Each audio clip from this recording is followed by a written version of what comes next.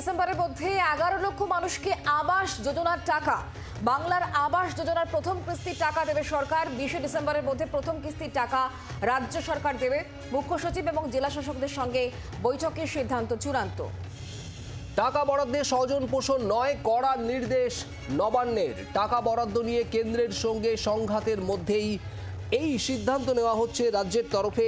11 লক্ষ মানুষকে ডিসেম্বরের মধ্যেই 20 ডিসেম্বরের মধ্যেই প্রথম কিস্তির টাকা, আবাস যোজনার প্রথম কিস্তির টাকা দেবে রাজ্য সরকার।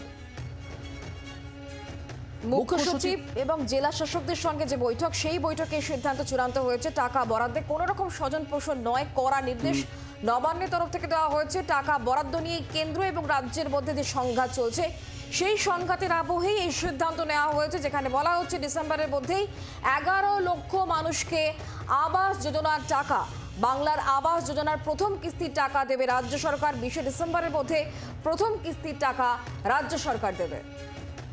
আবাস যোজনার টাকা, এবার আবাস যোজনার টাকাও রাজ্য দিচ্ছে।